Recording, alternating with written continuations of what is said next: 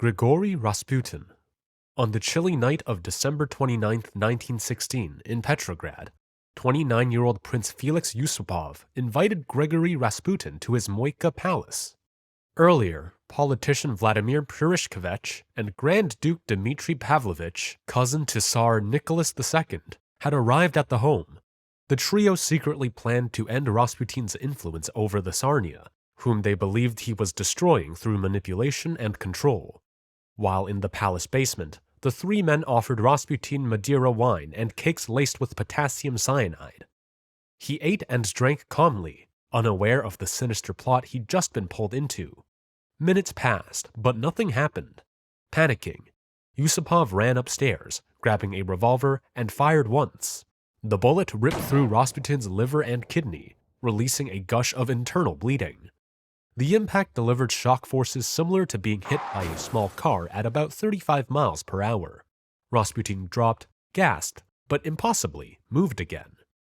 Bleeding and staggering, Rasputin scrambled through the snow-covered courtyard, heading toward the gate. Purishkevich shot twice more, one bullet likely hitting Rasputin's spine. The trio then beat him with a heavy club, blows landing with hundreds of pounds of pressure. Ultimately, they wrapped Rasputin's body in a curtain, dragged to the frozen Little Nevka River, and pushed it through a jagged hole in the ice. When the police recovered him days later, forensic examiner Professor Dmitry Kosratov found gunshots to the torso and forehead. Surprisingly, there was no poison or water in his lungs. The Great Molasses Flood. On January 15, 1919, in Boston's North End, a 50-foot-tall steel storage tank owned by the United States Industrial Alcohol Company suddenly failed. It held 2.3 million gallons of molasses meant for industrial alcohol production. The warm air that day had caused fermentation inside, building dangerous pressure. At around 12:30 p.m., the rivets began to pop, sounding just like a machine gun. Then boom! The tank exploded. 13,000 tons of hot, sticky molasses gushed out with crushing force. The wave reached 25 feet high and raced through the streets about as fast as a car speeding downtown. Molasses is 1.4 times denser than water, so every square meter of that wave slammed with over a ton of weight. People and buildings were hit with the force of a freight train. A streetcar was overturned, and a steel train trestle was twisted like wire. Anyone caught in the molasses path was immediately knocked down, pinned, and smothered. Within seconds, the syrup had thickened in the cold air, trapping people as it hardened around them. Molasses sealed noses and mouths shut, suffocating 21 people and dozens of horses to death. Rescuers had to wade through waist-deep syrup to find survivors, their boots pulled off by the suction. A nearby fire station, Firehouse 31, collapsed completely, killing several firefighters. Cleanup crews later sprayed salt water from the harbor for weeks. Ultimately, the incident led to the U.S.'s first corporate liability cases, proving that the USIA's tank was built too thin, changing industrial safety laws forever. Louis Slotin.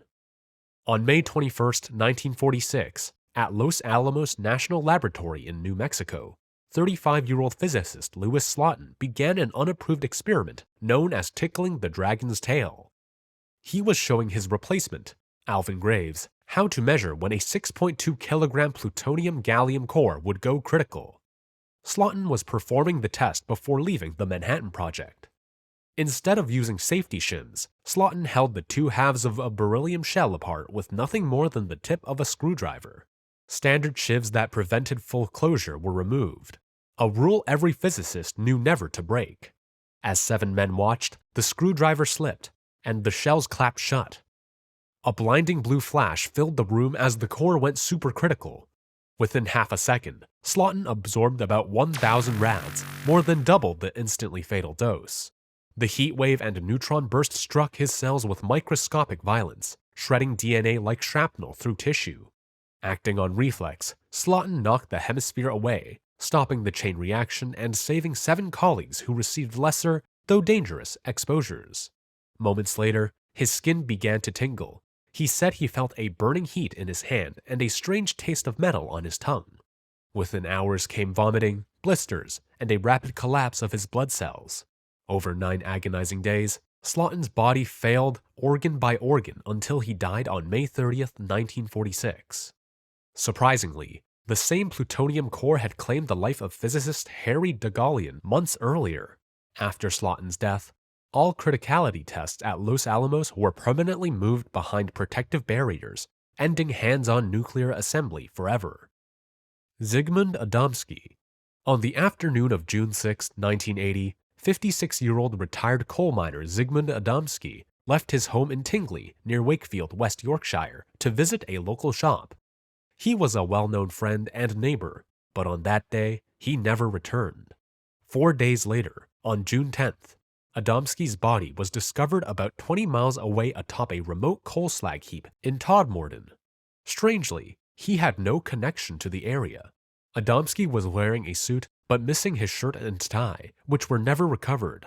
Oval burn marks appeared on the back of his neck and below his ear, with slight skin loss. A tacky, unidentified substance had been carefully applied to the burns. His hands, knees, and thigh showed superficial cuts and abrasions. A short stubble suggested he had been somewhere overnight. The official cause of death was a heart attack, likely triggered by pre-existing chest and lung conditions and the stress of trauma. The bizarre injuries could not be easily explained. The scene showed no drag marks or evidence of a struggle, suggesting he had been placed on the heap. Forensics tests found no drugs, alcohol, or corrosive substances, and the sticky substance remained unidentified. Police and coroners were baffled. Adamski's case became a cultural legend in the UK, tied to the Pennine UFO mystery, and remains one of the country's most perplexing unsolved deaths. The Dancing Plague of 1518. In July 1518, a strange madness swept through the city of Strasbourg, Alsace, now part of modern-day France. A woman named Frau Trophea stepped into the narrow, cobblestone street outside her home and began to dance. There was no music, no celebration, just the rhythmic slap of her feet against the stones as she jerked her body uncontrollably until she collapsed. Then, somehow, she rose again and kept dancing. This went on for days. But here's where the story gets creepy. The people who saw her strange performance soon joined her. Within a week, more than 30 people, including Frau Trophea's daughter, were dancing non-stop, well past the point of injury. Witnesses described the movements as spasmodic and violent. The victims' eyes seemed vacant, like they were not really there. By the end of the month, over 400 people had been overtaken by this dancing mania. Authorities panicked, but physicians and priests believed the cure was more dancing, and so they cleared halls to accommodate the crowd, built stages, and even hired musicians, unwittingly fueling the frenzy. The dancers' feet blistered and bled, but they kept dancing. Many collapsed from exhaustion, thirst, or hunger. Some never got up again. At its peak, the dancing mania claimed as many as 15 people a day. However, the total number of deaths is unknown. Eventually, the authorities removed the surviving dancers from the streets and confined them to a shrine where they were treated in isolation. By September, the outbreak had begun to subside, and then it was gone, as mysteriously as it had started, leaving behind a haunting legacy. Today, historians theorize that the dancing mania could have stemmed from stress-induced psychosis or even food poisoning from ergot fungi, but the true cause remains unknown. The execution of Sisamnes. Sometime in 525 BC, Sisamnes, a royal judge of the Achaemenid Persian Empire, took a bribe and passed an unjust verdict on a lawsuit. He had done it multiple times before, but this time King Cambyses II found out. The king was enraged and vowed to make an example of Sisamnes that no judge or royal official would ever forget. The punishment was as creative as it was brutal. Sisamnes was flayed alive in public. His skin was carefully peeled from his limbs and torso while he watched and felt everything. The pain and trauma he must have undergone for what would have felt like forever is unimaginable. Eventually, his blood pressure must have dropped due to the loss of so much blood. Then his organs failed, and he died in agony. After Sisamnes' death, his skin was tanned, cured, and then used to make the judge's chair.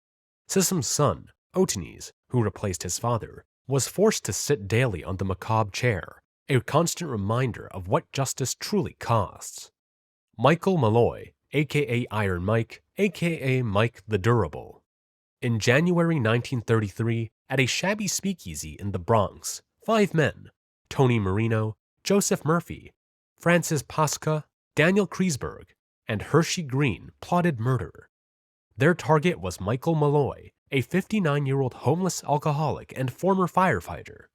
The bar owner, Tony Marino, gave him an open tab, hoping he'd drink himself to death. The conspirators had secretly taken out life insurance policies on Malloy worth $3,500, about $87,000 today. Malloy drank his entire waking hours, but he didn't. So, Marino tried to poison him, first with antifreeze, then turpentine, horse liniment, and finally rat poison. Still, he survived it all, his alcohol-saturated body somehow protecting him. A few days later, the 5 later doubled the murder trust, tried oysters soaked in wood alcohol, then spoiled sardines stuffed with carpet tacks. But nothing worked. Desperate, they left him naked in the snow after dousing him with 5 gallons of water. However, he was found alive by the police and taken to a shelter. This too didn't kill him. Growing increasingly frustrated, they ran him over with a taxi. He broke bones but healed. Finally, on February 2nd, 1933, they forced a gas hose into his mouth and turned on the coal jet. Within an hour, Michael Malloy was dead. The murder trust forged a death certificate blaming pneumonia, but an autopsy revealed the truth.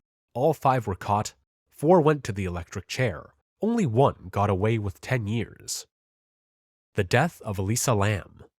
On January 31st, 2013, Elisa Lam, a 21-year-old Canadian student, vanished from the Cecil Hotel in downtown Los Angeles the day she was supposed to check out.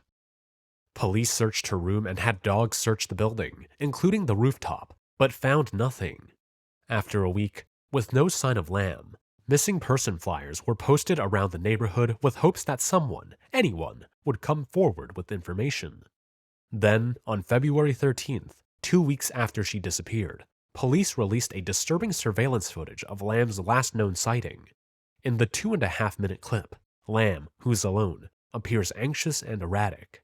She presses every button, hides in a corner, and peers into the hallway at something unseen. At some point, she leaves and then returns.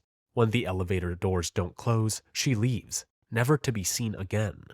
19 days later, on February 19th, a maintenance worker investigating complaints about an unusual taste in the water found her body floating face down in a rooftop water tank.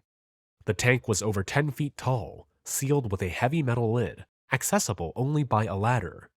How she got inside remains a mystery. However, Lam's body showed no signs of trauma or sexual assault, and the coroner ruled her death as an accidental drowning, citing her untreated bipolar disorder as a key contributing factor.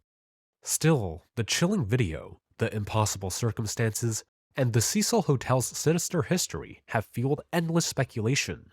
Was it an accident, or something darker?